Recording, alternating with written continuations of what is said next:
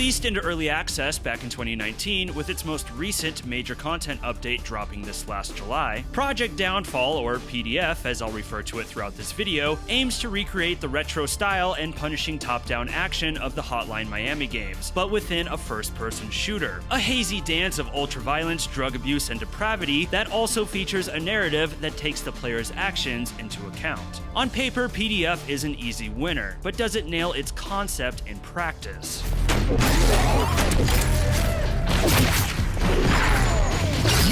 What's up everybody, I'm Kirk, and today we are descending into the madness that is Project Downfall Early Access, to see if it's the Hotline Miami 3 we always wanted, or is simply hanging on to that series' polyester coattails. But before all that, if you're new here and you find yourself digging what you're seeing, please consider subscribing and liking to help support this channel. Alrighty, let's get poppin'.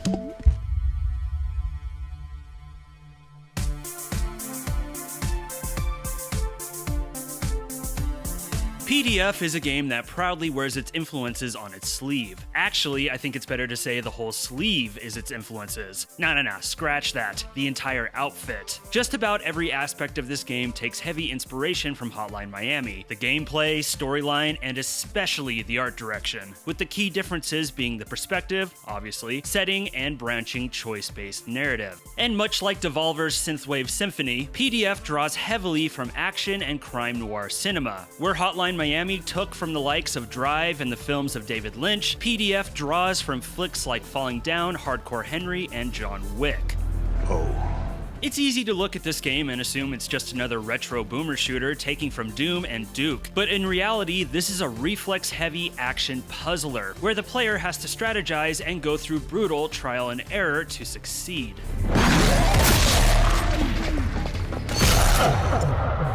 PDF takes place in the distant cyberpunk future within Europe's first megacity, Crimson Tide. In Crimson, megacorporations have the utmost control, the population is kept in check with pharmaceutical drugs that make them compliant, and the streets are run by various gangs with the police in bed with most of them. You play as a normal working stiff, slaving his days at an office job and living with his girlfriend, whose life apparently revolves around being in bed and running the occasional errand. One night while working late, your character misses his train home and decides to take the dangerous Pink Line. Naturally, things go bad, and he finds himself in a problem that only violence can solve.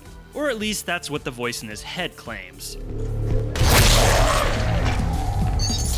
The incident sparks a psychotic break, and our guy begins to take on Crimson's criminal element, savagely. Is our dark-haired violence virtuoso an anti-hero whose dark actions will lead to an ultimate good, or is he just a bloodthirsty maniac? Well, that's up to you. The most unique feature of PDF is its branching storyline, which is dictated not only by the player's choices, but in how they play the game as well, leading to numerous different pathways and endings. How does the player affect the story? Well, as far as I can tell, the biggest impact on it is who the player kills, and how many pills they take and when. Pills, while being a central story device, are also a gameplay mechanic that puts the player in a bullet time-esque focus mode. We'll go into that more later. A good example of how a story branch can occur is early in the game. While passing through a train station, the player is warned to stay away from some gang activity going on in a bathroom. They can ignore it, or go in guns a-blazing, which will lead them down a different path to a different set of levels. Or perhaps in one level they pop one too many pills and end up hallucinating something, which once again causes the path to branch. While clever, there's good and bad to this. The good is the amount of replay value this adds to the game, and it is fun to see what sort of bizarre situations come about due to your playstyle. The bad is that while the gameplay consequences are clear, the story consequences more often are not.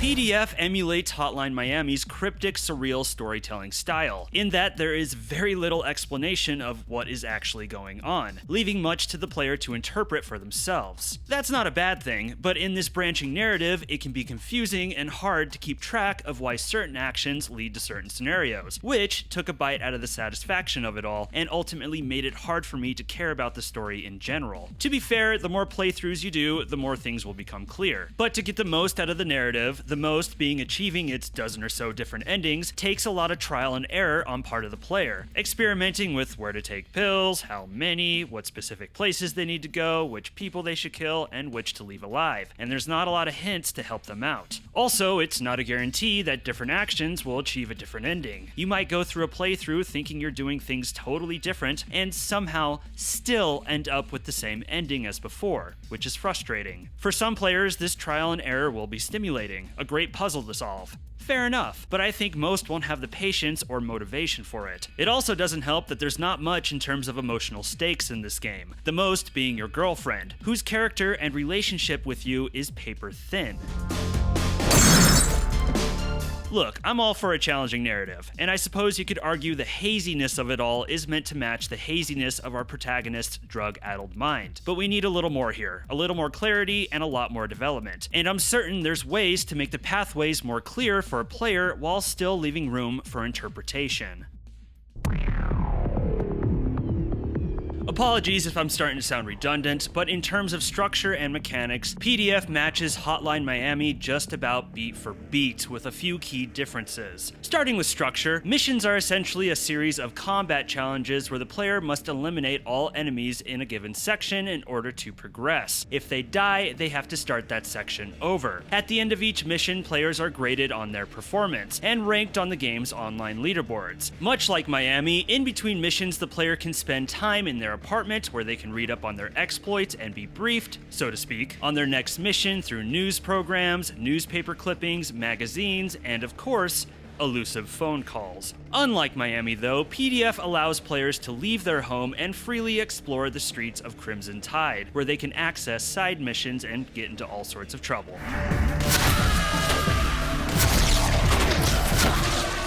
Combat is brutal. While you won't die in one hit like in Miami, it doesn't take much to send you to the afterlife. However, enemies are just as vulnerable. Therefore, smart, reactive, efficient play will be rewarded. Sloppiness equals death, and patience will be your friend, as restarts will be numerous. Your firearms are the usual suspects: pistols, submachine guns, machine guns, and shotguns. And surprisingly, each has a certain amount of weapon spread. This was a little irksome to me at first, as you have zero control over this, as in firing an AK-47 in bursts will not help its accuracy, as in other games. Those bullets are gonna go where they go, no matter how you fire it. But as I played further, I realized this plays into the puzzle nature of the game, and it's up to the player to know which weapon to use at which time. Pistols and semi-auto rifles will do the trick for distance killing, whereas submachine guns and machine guns will aid you better at medium to close range, and of course, shotguns are better up close. You can still pull off distant shots with weapons better suited to close range, but you are likely going to waste ammo, which is not at all plentiful. A dope feature is while in focus mode, which we'll touch on in a bit, if you happen to catch a duplicate weapon mid-air, you can dual wield it. It only works for certain types, pistols and submachine guns for example, but if you manage it, you'll feel like a badass every time.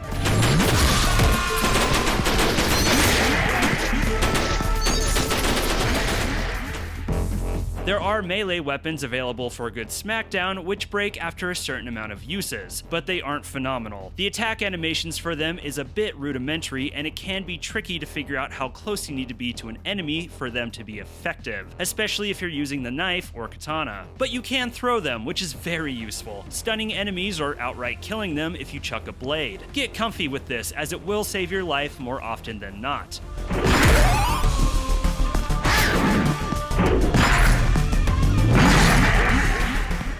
Enemy AI is very predictable. An aggroed enemy will beeline it towards you, which makes it easy to lure them into a deadly trap. Effective, but not totally conducive to getting the best score. A big feature in combat is the pill system. Pop a pill and you'll enter focus mode, slowing down time and making it easier to dodge bullets and land kill shots. Pills also give you superhuman strength. Kick an enemy while it's sober and it will stun them. Kick an enemy while on drugs and you'll annihilate them. This also plays into environmental kills. Kick a red labeled object in focus mode, like a trash can or dumpster, and it will launch at enemies with deadly effect. Same with doors, flying off their hinges and torpedoing towards your prey.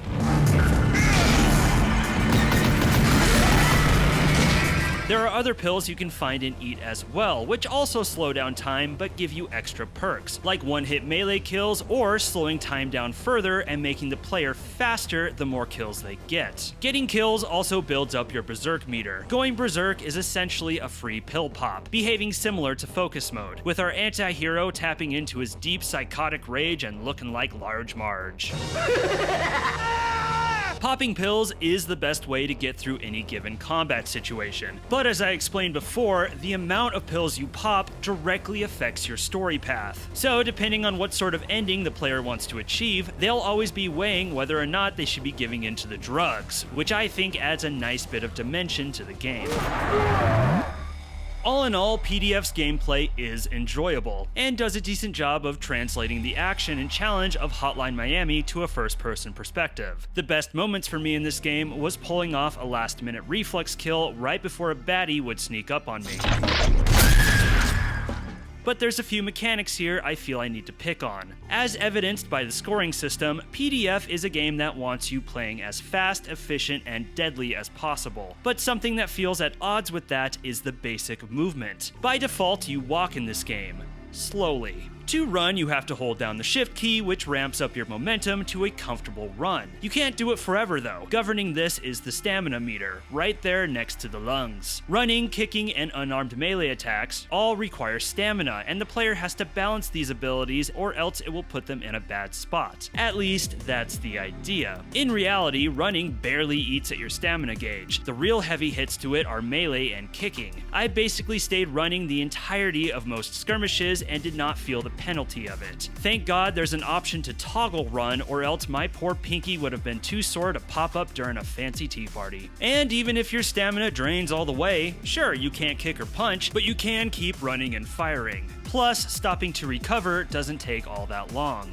I don't think the running mechanic is necessary. I think it makes more sense to have the default speed the running speed, and to tie stamina only to kicking and melee. I think the game would feel better this way, and I doubt it would affect the balance. There's a slide mechanic, which usually I adore, but in this case, not so much. The problem is it feels so slow and sluggish. Now, to be fair, you do enter a brief focus mode when you activate it, which does account for the speed, but it still lacks the satisfaction and thrill of other slide mechanics, and usually succeeded at getting me killed. Now, if a slide was able to hurt an enemy, that's a different story, but otherwise, I got through every one of my playthroughs just fine not using it. Last, super kicking a projectile is an awesome tool, but every once in a while it fails to work, with the projectile, or door, sometimes going in the unintended direction. I think this mechanic could use some tightening up.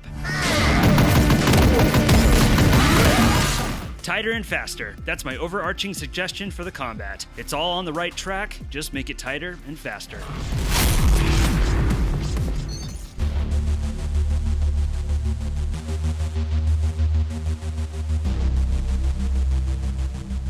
In terms of presentation, once again, PDF takes heavy influence from the art direction of Hotline Miami. The sprite work is similar, the graphic design is similar, and the game features a synthwave soundtrack, which, while not as bombastic as Hotline Miami's, is still very good. Where it differs slightly is in its atmosphere. PDF's cyberpunk world is a lot more dreary and dark compared to Hotline's more colorful early 90s setting, but the two games do share a similar personality, as if doppelgangers from alternate dimensions. Whether or not this is a good thing, it depends on the taste of the player. Some will love this and appreciate the return to these unique aesthetics. Some might feel it's just a bit too close and might be a little distracted by it. I'm in the later category. I'm all for the inspiration, but I don't think it would be the worst thing in the world if PDF tried to differentiate itself a little more.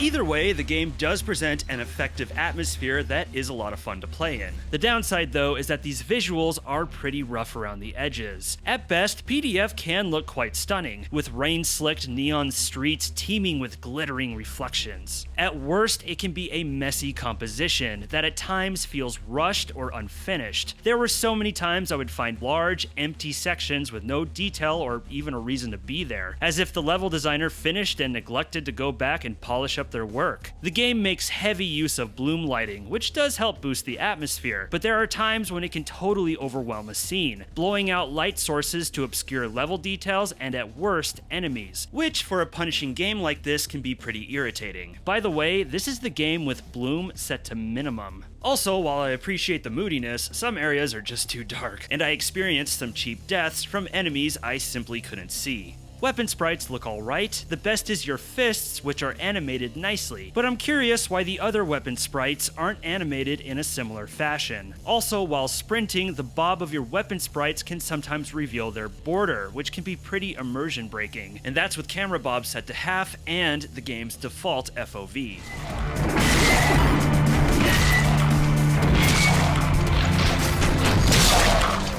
I do have some more positives though. I like the semi-destructible environments. Hunks of plaster will burst off the walls in a firefight and bullets will chip off hunks of glass. The gore is superb. Admittedly, the look of the enemies took some getting used to, as their animations remind me of paper puppets held together by paper pins. Shout out to elementary school. But it makes for some wonderfully over-the-top death animations where limbs fly in a trail of viscera, guts topple out, and goons do their best impression of Old Faithful. The game is very stable, the performance was consistent throughout, there were no crashes, and I rarely found bugs. The worst was this spazzing enemy ragdoll. And the game makes many shoutouts to a most excellent magazine.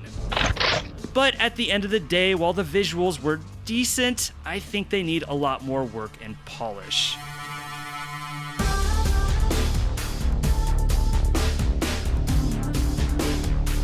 While I enjoyed most of my time with it, I did come away from Project Downfall a little disappointed. The highlight was the gameplay. Sure, I had my criticisms, but overall it does hit the goal of effectively presenting Hotline Miami from a new perspective. However, the underdeveloped narrative and uneven presentation is where the experience got dragged down for me, and I feel those are the two areas the devs should focus on the most before this game leaves early access. Now, if you're dying to play this, I do think this is a safe early access purchase. The campaign is complete from start to finish, and there's a ton of replay value. But for everyone else, it may be better to sit back and see how this game is updated and improved before the full release. But what do you guys think? Is Project Downfall something that speaks to you? Disagree with my review and think I need to be beaten by a man in a chicken mask? Be sure to let me know in the comments. And if you enjoyed the video, please be sure to subscribe, like, and ring the bell for notifications on future videos. It's a couple clicks for you, but a massive help for this channel. And be sure to check out the Kirk Collects Discord, linked in the description. I'm Kirk, and thank you for watching this video. Stay safe out there.